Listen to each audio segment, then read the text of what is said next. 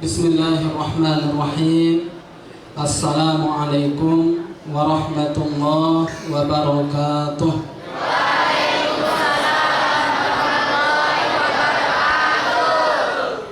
Alhamdulillah.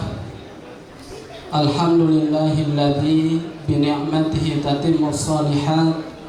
Wassalatu wassalamu ala asyrafil anbiya'i wal mursalin Sayyidina Muhammad wa ala alihi wa ashabihi wa man tabi'ahu wa walah ila yaumiddin. Subhanaka la ilma lana illa ma 'allamtana innaka antal alimul hakim. Wa la haula wa la quwwata illa billahil aliyyil azim. Rabbi shrah li sadri wa yassir li amri wahlul 'uqdatam min lisani yafqahu qawli. Kita hormati dan kita muliakan Bapak Kepala Sekolah SMKN 2 Lingsar. Kemudian yang sama-sama kita hormati Bapak Wakil Kepala Sekolah. Kemudian yang sama-sama kita hormati segenap Bapak Ibu para Dewan Guru dan tentunya seluruh tulab wa tholibat atau seluruh siswa dan siswi SMKN 2 Lingsar yang semuanya saya banggakan. Alhamdulillah wa syukurillah. Mari yang pertama kita senantiasa bersyukur kehadirat Allah Subhanahu wa ta'ala atas segala limpahan rahmat, taufik, hidayah serta inayahnya kepada kita sekalian, sehingga alhamdulillah pada pagi hari ini dengan suasana yang sangat sejuk dan asri kita semua dapat bersilaturahim, kita semua dapat bermuajahah, kita semua dapat berijtimah. Terlebih silaturahim kita, muajahah atau tatap muka kita, kemudian ijtimah atau berkumpulnya kita dalam rangka kita memperingati peringatan Isra dan Mi'raj Nabi besar Muhammad sallallahu alaihi wasallam, yang mana kemudian kata baginda Rasul di dalam hadisnya, idza marartum biriyadil jannah farta'u, apabila kalian melewati taman surga maka bersenang-senanglah. Jadi baginda Rasul pernah suatu ketika menyampaikan kepada para sahabat, apabila kalian melewati taman surga maka bersenang-senanglah. Siapa yang tidak mau bersenang-senang di surga? Pasti semua kita mau. Tetapi para sahabat bingung, Mariyatul Jannah ya Rasulullah, mana yang disebut dengan taman surga ya Rasulullah? Padahal kita sedang berada di dunia. Maka Rasul menjawab, ya majlisul ilmi atau majlisul dzikir. Yang namanya taman surga yang ada di dunia yakni majlis-majlis ilmu atau majlis dzikir. Majlis artinya tempat kita duduk-duduk yang kemudian ada ilmu yang dibahas. Seperti di mana tempat kita berada saat ini di SMKN Lingsar, itu juga secara zahirnya kita sedang bersekolah, tetapi secara hakikatnya kita sedang berada di taman surga. Kenapa? Karena kita sedang berada, kita duduk-duduk, kemudian ada ilmu yang setiap hari disampaikan oleh Bapak Ibu gurunya. Maka itu adalah taman surga yang ada di dunia. Lalu kemudian salawat dan salam mari kita aturkan kepada baginda Rasulullah sallallahu alaihi wasallam. Mudah-mudahan kelak kita semua beserta seluruh keluarga kita mudah-mudahan mendapatkan syafaat dari beliau. Amin ya rabbal alamin. Bapak Kepala Sekolah, Bapak Ibu, para Dewan Guru, kemudian adik-adik siswa dan siswi yang mudah-mudahan kita semua dirahmati Allah. Saat sekarang ini kita masih berada pada bulan Rajab, walaupun di penghujung bulan Rajab. Artinya apa? Kita masih berada pada bulan yang sangat mulia. Terlebih kemudian pada pagi hari ini kita juga sedang melaksanakan satu kegiatan peringatan Isra dan Mi'raj. Peringatan Isra dan Mi'raj, kalau kita lihat Isra dan Mi'raj itu suatu hal yang sangat istimewa, suatu hal yang sangat spesial, suatu hal yang sangat penting. Ukuran istimewanya, ukuran pentingnya, ukuran spesialnya, apa kira-kira adik-adik sekalian?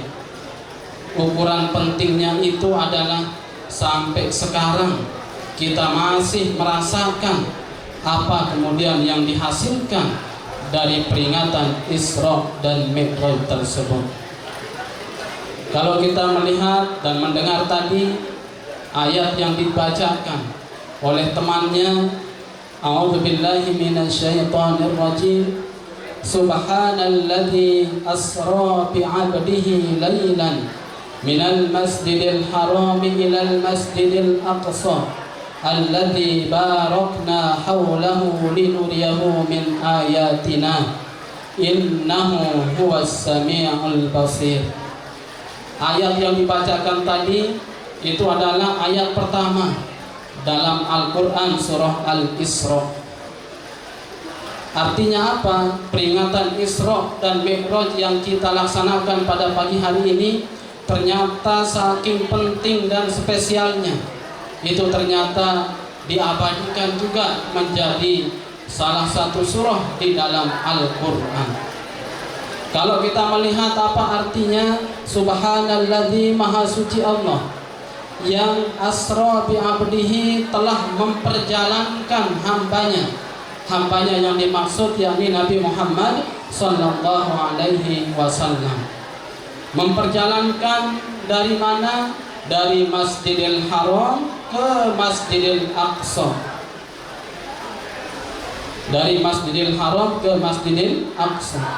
Kalau kita lihat sekarang di peta misalkan, Masjidil Haram itu berada di Mekah, kemudian Masjidil Aqsa itu berada di Palestina.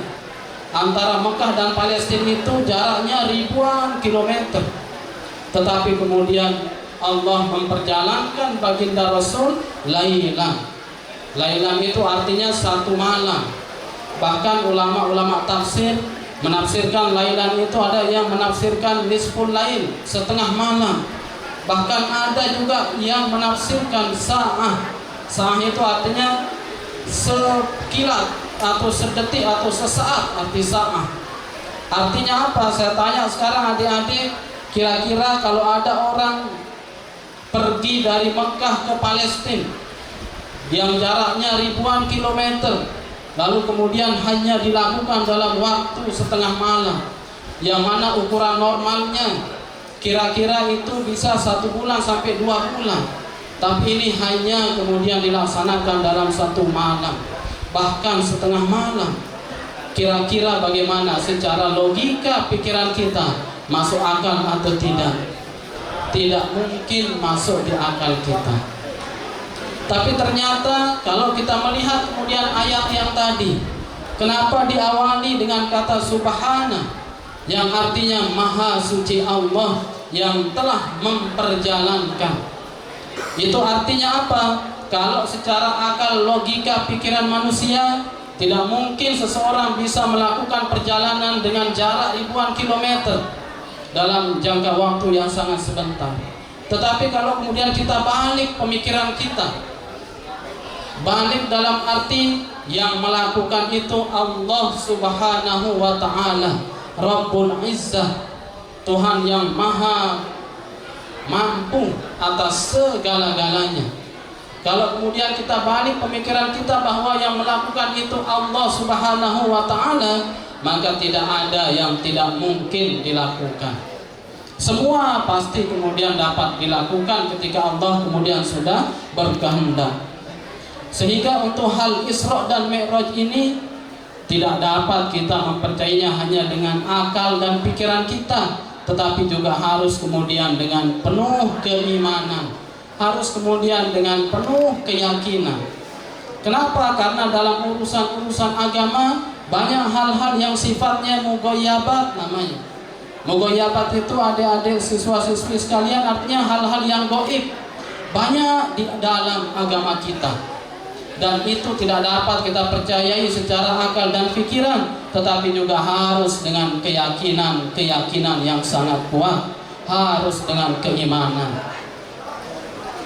Malaikat secara umum tidak pernah kita melihatnya, tetapi kita yakin atau tidak dengan adanya malaikat? Yakin. Kenapa? Karena kita juga disuruh kemudian untuk beriman kepada hal-hal yang sifatnya gaib atau tidak nampak secara kasat mata kita. Nah, begitupun kemudian Isra dan Mi'raj. Ukuran gambaran yang paling sederhana adik-adikku sekalian, misalkan seekor semut, misalkan semut yang ada di Lombok ini kira-kira bisa enggak dia sampai ke Jakarta misalkan? Bisa saja dia nyampe. Yang mana kalau secara kebiasaan semut yang jalannya hanya paling lambat tidak mungkin dapat berpindah ke Jakarta yang jaraknya juga ribuan kilometer dari tempat kita di Lombok ini. Tetapi bisa saja karena semut itu misalkan masuk ke kantong seseorang, lalu seseorang itu pergi naik pesawat, pergi kemudian ke Jakarta, maka ikutlah semut itu sampai dia ke Jakarta. Itu artinya apa? Seekor semut saja yang sekiranya kalau kita lihat hanya kecil dan tidak mungkin berjalan cepat bisa sampai ke Jakarta, apalagi kemudian baginda Rasul yang diperjalankan oleh Allah Subhanahu wa ta'ala. Sehingga subhanalladzi asra bi'abdihi lailan, maha suci Allah yang telah memperjalankan baginda Rasul dari Masjidil Haram ke Masjidil Aqsa dalam satu malam, bahkan hanya sesaat. Itu kemudian menjadi suatu hal yang harus kita yakini dan benar adanya. Lalu kemudian kenapa saat ini? Kenapa kemudian baginda Rasul itu sampai di Isra Mi'rajkan? Apa yang melatar belakangi baginda Rasul kemudian di Isra Mi'rajkan? Kalau kemudian kita lihat dan kita baca sirah-sirah kitab sirah nabawiyah, maka alasannya adalah yang pertama karena pada tahun itu baginda Rasul diliputi dengan banyak sekali kesedihan atau diliputi banyak sekali ujian-ujiannya. Ujian yang pertama apa? Meninggalnya istri beliau yakni Siti Khadijah. Siti Khadijah yang merupakan istri yang paling beliau sayangi dan cintai, yang menemani semua kemudian perjuangan dakwah beliau, yang kemudian Siti Khadijah ini menjadi penyemangat, yang kemudian membela, mengorbankan harta bendanya untuk membantu dakwah baginda Rasul. Itu yang kemudian wafat dan meninggalkan baginda Rasul. Bagaimana rasanya ketika ada seorang suami yang ditemani oleh istri, lalu kemudian istrinya meninggal dunia? Sedih atau tidak kira-kira adik-adikku sekalian? Tetapi tidak hanya itu. Selang beberapa waktu, paman beliau yakni Abu Thalib juga wafat meninggalkan beliau.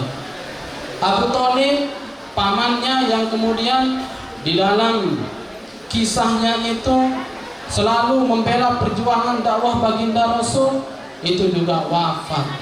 Sehingga dua orang yang menjadi garda terdepan, dua orang yang selalu kemudian menjadi garda terdepan pembela baginda Rasul di dalam menyebarkan, mendakwahkan agama kita, itu kemudian wafat.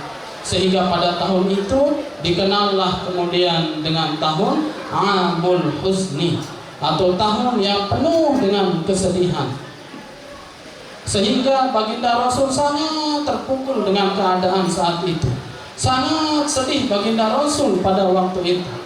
Nah, karena asbab sedih sekali baginda Rasul itu, maka Allah memperjalankannya, memberikannya Isra dan Mi'raj. Sebagai apa? Sebagai hiburan bagi baginda Rasul agar tidak luput dalam kesedihan, agar semangat lagi agar kemudian betul-betul punya motivasi dan semangat yang tinggi lagi untuk kemudian mendakwahkan ajaran agama Allah Subhanahu wa Ta'ala. Itu kemudian yang melatar belakangi peristiwa Isra dan Mi'raj. Lalu kemudian kalau kita lihat setelah melaksanakan Isra, setelah berpindah dari Masjidil Haram ke Masjidil Aqsa, baru kemudian di-mi'rajkan baginda Rasul itu. Mi'raj itu artinya, adik-adikku sekalian, uruj. Uruj itu artinya naik, meningkat. Naik dari mana maksudnya? Dari Masjidil Aqsa ke Sidratul Muntaha yang ada di langit ketujuh. Langit ketujuh ini tidak main-main. Bukan dari Geria, dari Lingsar ke Gunung Sari, bukan. Dari Masjidil Aqsa yang ada di Palestina dinaikkan melewati lapisan langit pertama, kedua, ketiga sampai dengan langit ketujuh. Nah, apa pelajaran pertama yang dapat kita ambil? Pelajaran pertama adalah setiap kesedihan ataupun kesusahan, maka yakinlah kepada Allah. Pasti kemudian setelah itu kita akan mendapatkan jalan keluar, akan mendapatkan kebahagiaan. Sehingga tidak boleh seseorang itu luput dalam kesedihan. Tidak boleh seseorang itu larut dalam kesedihan, tidak boleh. Yakinlah setiap ada kesulitan, pasti setelahnya ada kemudahan. Yang penting apa syaratnya? Satu syaratnya, adik-adikku sekalian, kalau mau keluar dari kesusahan yang kita alami, kalau mau keluar dari kesedihan yang kita alami, satu syaratnya. Apa syaratnya? Selalu kemudian ikhtiar kepada Allah, selalu kemudian berusaha kepada Allah dengan penuh keimanan dan ketakwaan. Ini pelajaran pertama dari peringatan Isra dan Mi'raj.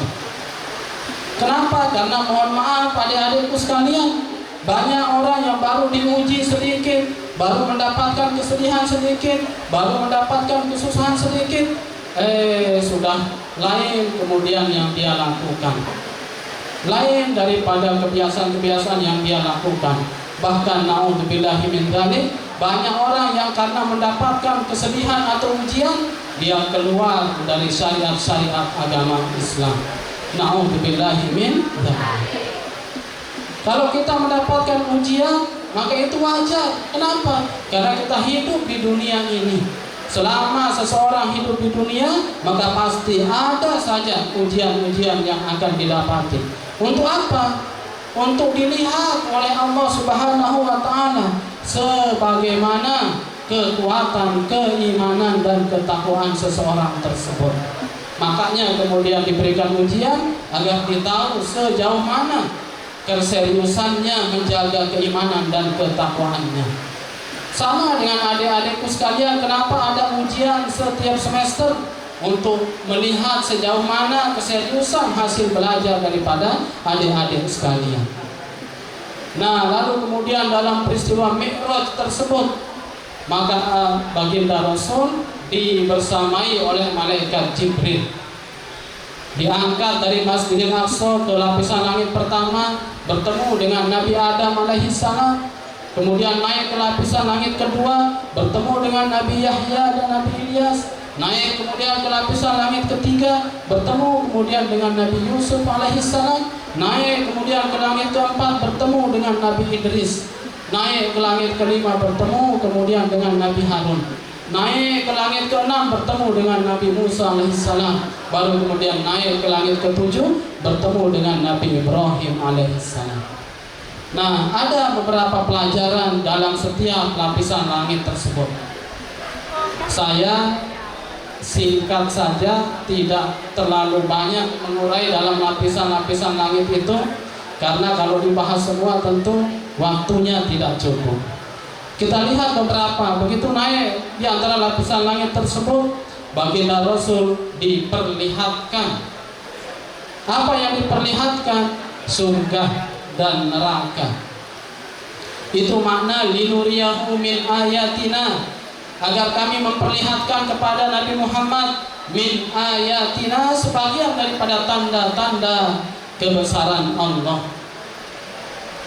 diperlihatkan dia surga dan neraka. Agar apa? Agar baginda Rasul itu betul-betul yakin bahwa akan ada nanti surga dan neraka yang menjadi tempat umatnya Nabi Muhammad SAW, tempat seluruh manusia nanti.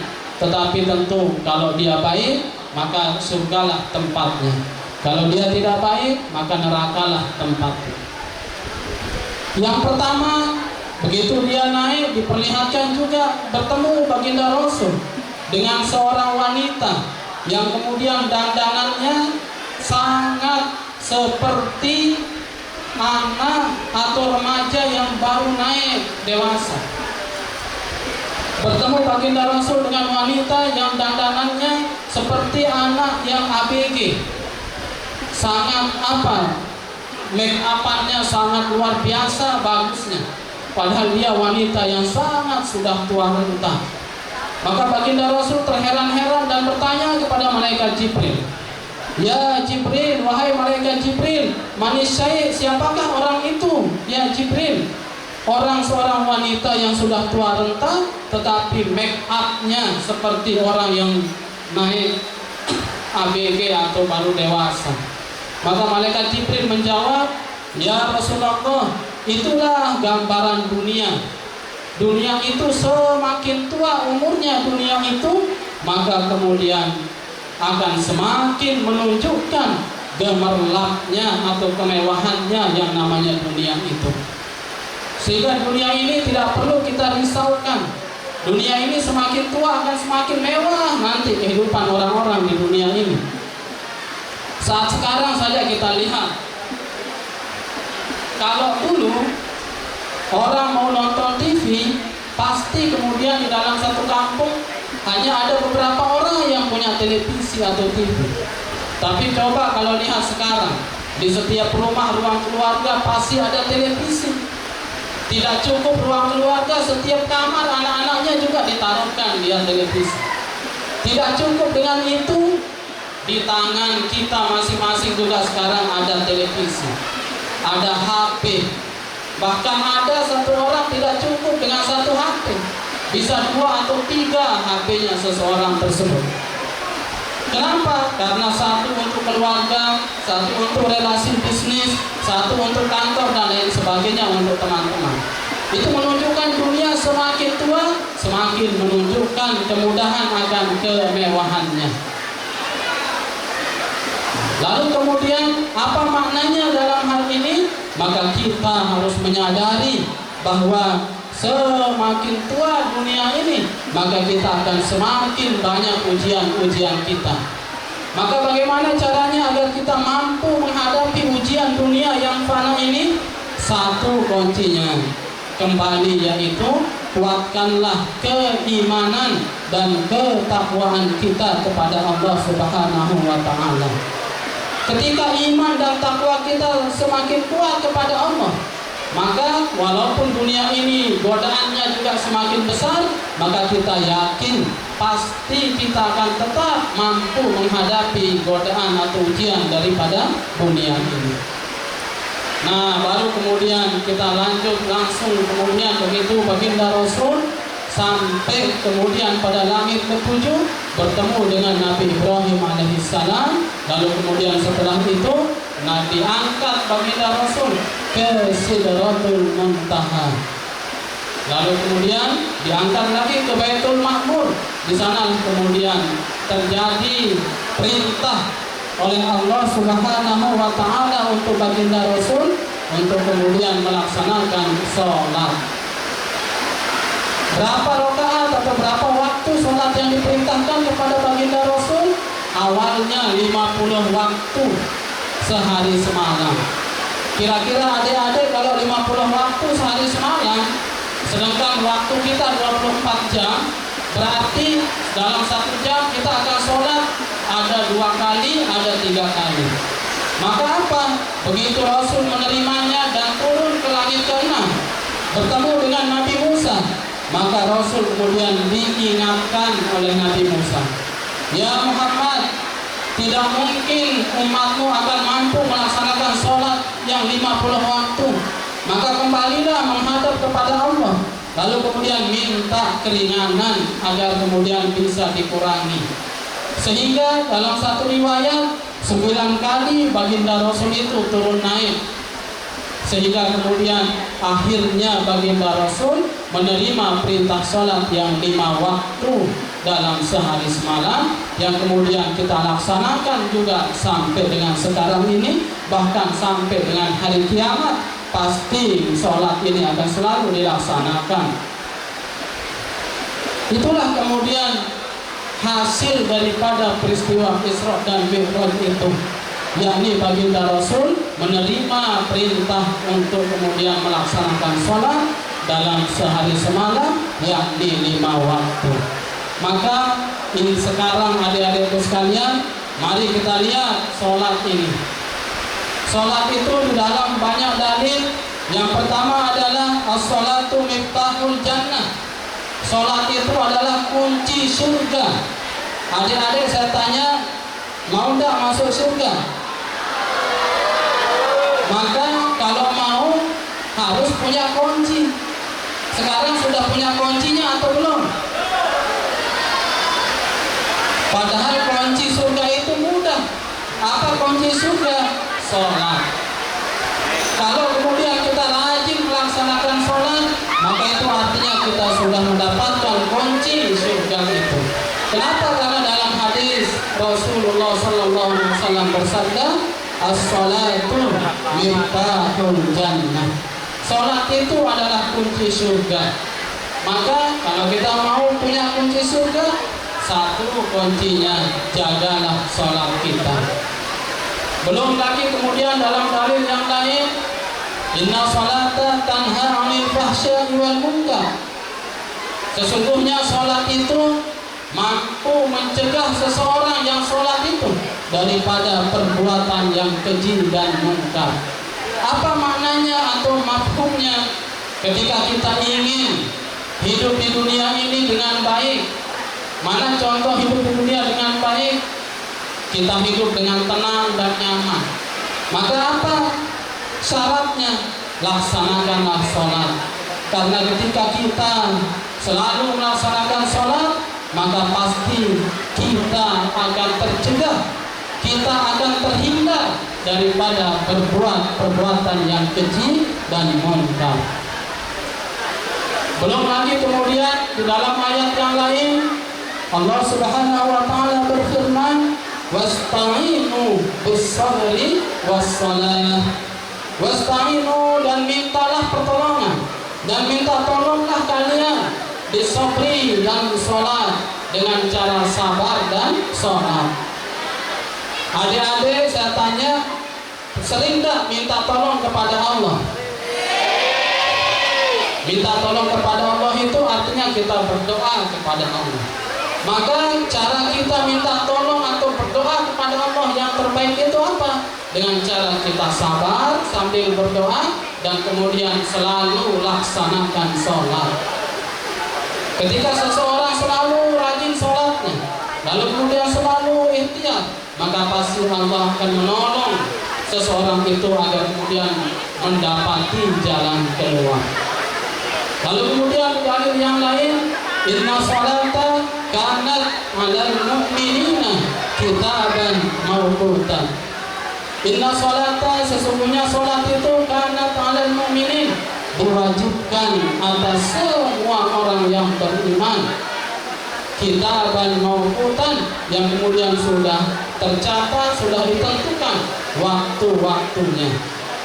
Apa maknanya? Maknanya adalah harus kita menjaga kedisiplinan di dalam kita melaksanakan sholat itu.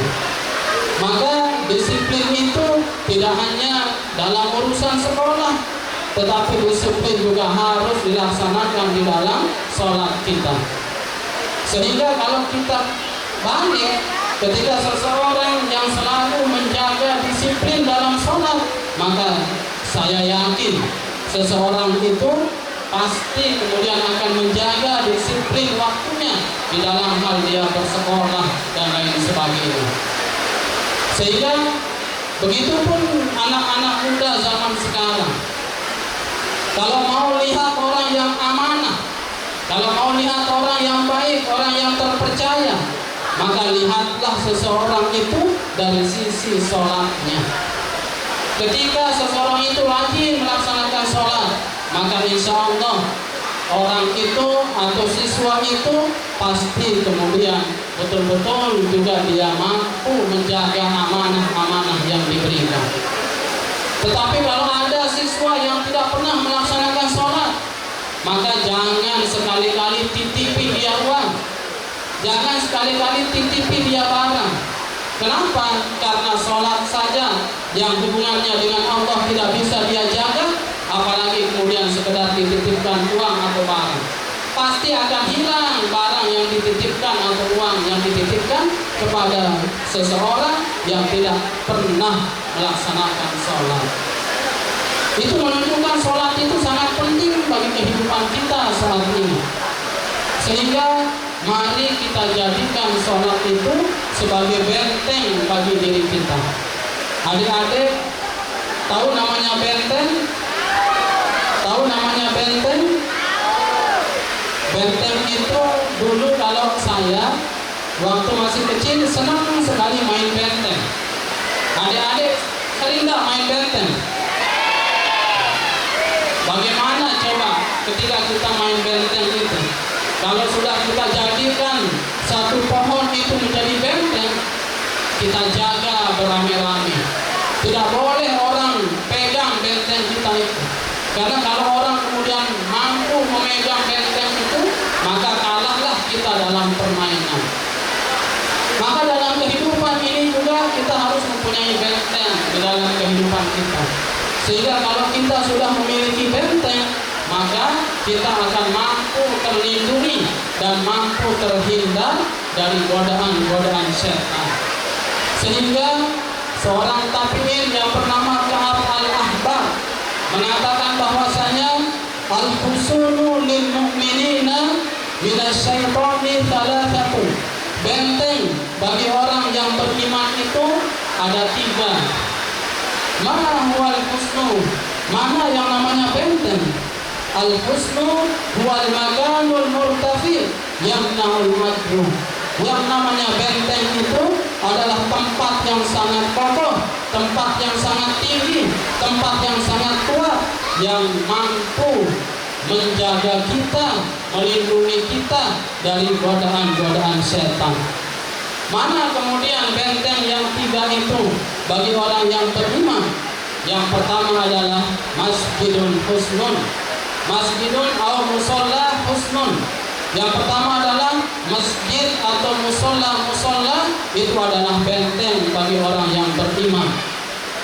Yang kedua adalah wa dzikrullahi husnun. Berzikir kepada Allah itu adalah husnun. Zikir kepada Allah juga merupakan benteng bagi orang yang beriman. Lalu kemudian yang ketiga wa qiraatul Quran husnun. Membaca Al-Quran itu juga adalah benteng bagi orang yang beriman. Kita lihat sedikit saja satu persatu sekarang. Masjid atau musola adalah benteng. Masjid itu artinya tempat sujud atau tempat sholat. Musola artinya tempat sholat. Seperti tempat kita pada pagi hari ini, maka ini namanya musola, tempat kita sholat. Maka ini juga namanya benteng bagi orang yang beriman. Sehingga kalau kita mau menjadi orang yang baik, mau menjadi orang yang beriman dengan penuh keimanan, maka sering-seringlah datang ke musola ini untuk melaksanakan sholat. Sama kemudian dengan cara kita. Adik-adik ini kalau kita mau lihat orang yang Islam berapa banyaknya, datanglah pada saat lebaran. Datanglah pada saat lebaran Idul Fitri. Maka lihatlah seberapa banyak umat Islam itu. Karena semua keluar kemudian sholat ke masjid pada saat lebaran Idul Fitri. Tetapi kalau mau melihat orang yang beriman, maka lihatlah di setiap masjid atau musola, setiap sholat 5 waktu yang sehari-hari kita laksanakan.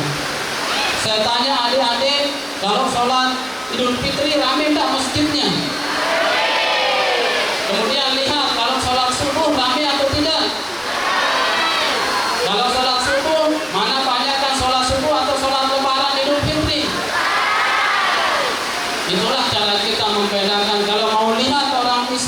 lihatlah pada saat Lebaran Idul Fitri. Tapi kalau mau lihat orang yang beriman, maka lihatlah dalam setiap sholat fardu, apakah kemudian penuh atau tidak masjid kita atau musola kita. Maka untuk memperkuat benteng kita yang pertama, maka sering-seringlah ke musola dan melaksanakan sholat. Karena itu bagian dari cara kita membentengi diri kita, menjaga keutuhan keimanan dan ketakwaan kita. Kalau kemudian benteng kita sudah kuat, maka setan-setan, maka kemudian godaan-godaan pasti kemudian bisa kita hadapi. Itu yang pertama. Maka alhamdulillah di SMKN 2 Lingsar ini sudah ada musola yang sangat bagus untuk ukuran musola. Maka bagaimana makmurkan musola ini adik-adikku sekalian? Makmurkan, ya? Makmurkan artinya rajin-rajin datang ke musola ini untuk sholat. Rajin-rajin kemudian ibadah di musola ini. Maka jangan sampai musola ini menjadi tempat yang banyak kemudian laba-laba nanti di atasnya. Itu artinya musolanya jarang ditempati sehingga nanti laba-laba yang menempatinya. Jadikanlah musola ini menjadi tempat yang sangat nyaman dengan kita semua memakmurkannya dengan cara kita rajin-rajin naik ke musola untuk beribadah. Lalu kemudian yang kedua, benteng orang umat yang beriman, zikrullahi husnun, berzikir kepada Allah itu adalah benteng. Kata baginda Rasul dalam hadisnya, la ilaha illallah husnun, membaca la ilaha illallah itu adalah satu benteng. Maka waman dahola husni amin amin adabi, siapa-siapa kemudian dari umatku yang masuk ke dalam benteng itu dengan cara mengucapkan la ilaha illallah amin amin adabi, maka dia akan aman, akan terhindar, akan terlindungi dari azab. Itu kata baginda Rasul di dalam hadisnya. Lalu kemudian yang ketiga, wa qiraatul Quran husnun, membaca Al-Quran itu juga adalah benteng bagi diri kita umat yang beriman. Maka tiang pesan kepada adik-adik sekalian, harus kemudian motivasi diri untuk setiap hari yang kita lalui. Jangan sampai kemudian setiap hari yang kita lalui itu terlewatkan tanpa kita membaca Al-Quran, mana-mana satu lembar atau satu halaman. Jangan sampai adik-adikku sekalian melewati satu hari dengan tidak membaca Al-Quran.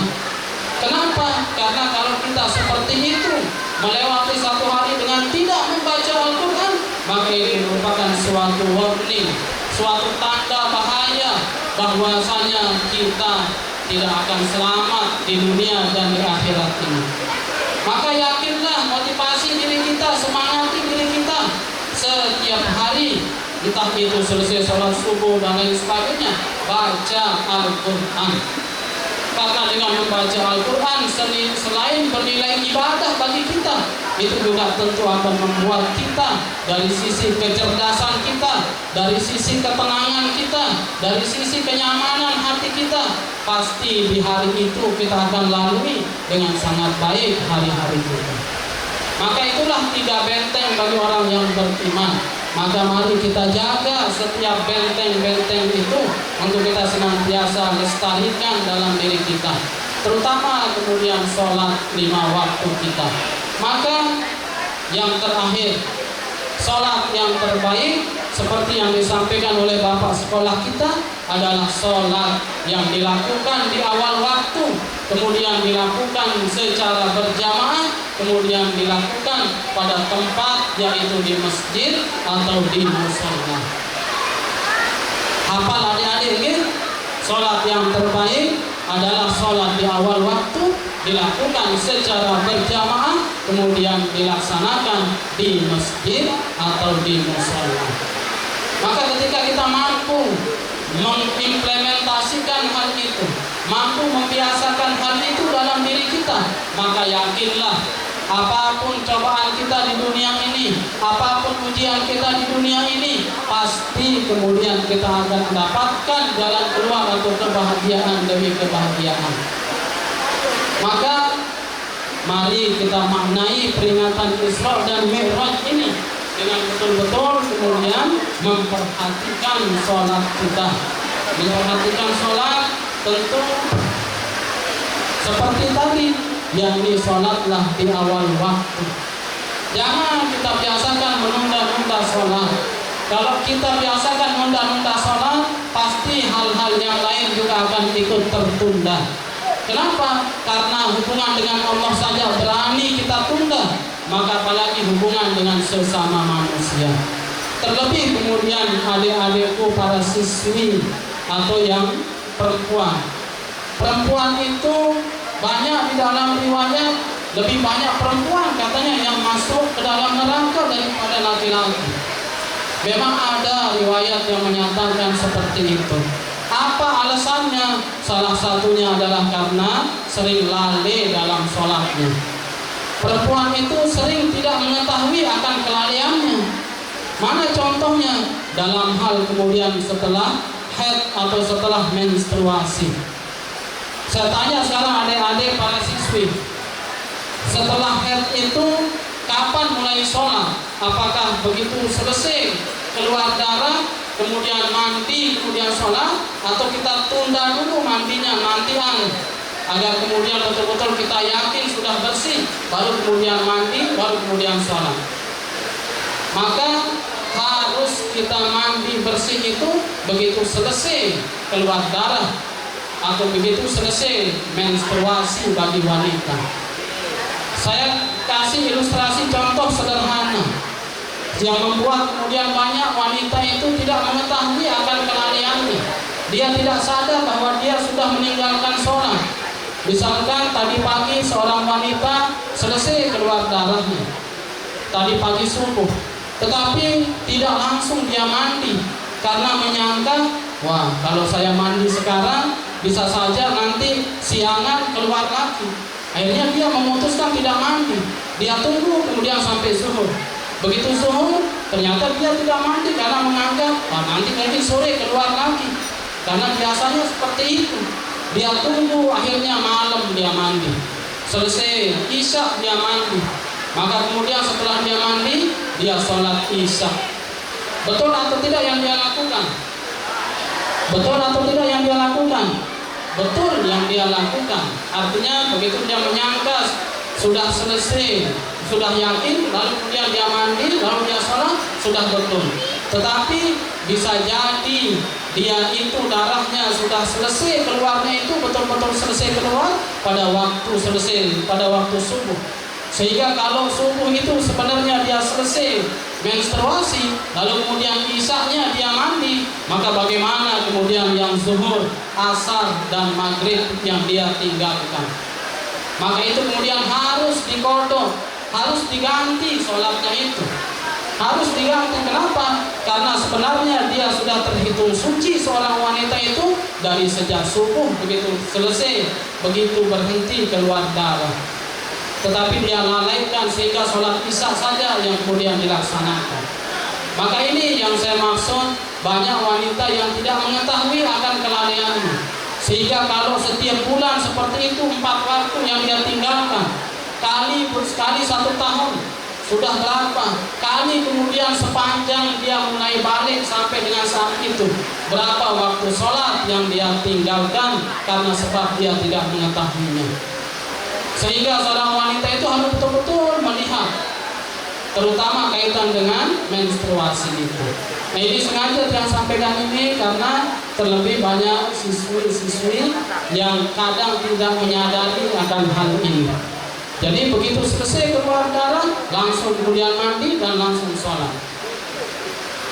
Nah seperti itu caranya, agar kemudian kita betul-betul menjaga sholat. Dan itulah kenapa kemudian menjadi penting sholat itu. Karena sholat itu adalah bagian yang paling utama di dalam sholat kita. Maka barangkali ini yang dapat saya sampaikan. Terakhir, kembali lagi yang berpesan kepada adik-adik, mari kita renungkan kembali peringatan Isra dan Mi'raj ini.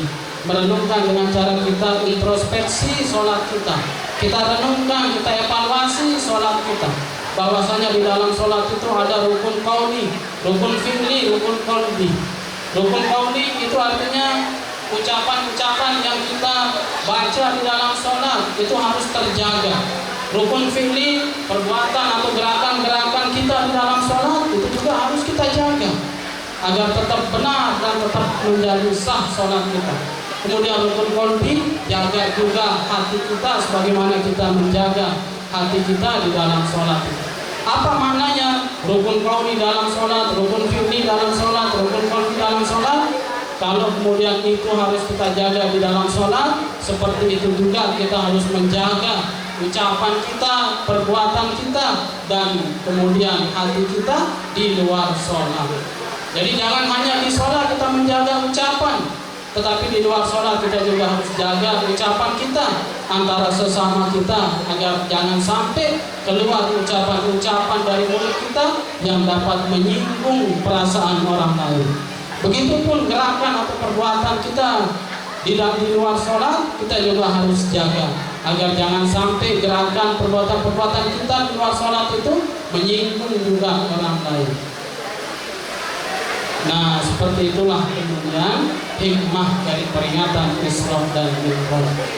Maka kembali, jaga sholat kita, jaga di awal waktu, jaga kemudian secara berjamaah, kemudian jaga dari sisi tempat, yakni selalu laksanakan di masjid dan musola.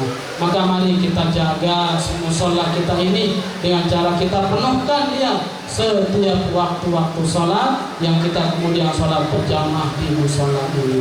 Maka demikian uraian hikmah peringatan Isra dan Mi'raj yang dapat saya sampaikan. Kurang lebihnya saya pribadi mohon maaf apabila ada kesalahan atau kekurangan.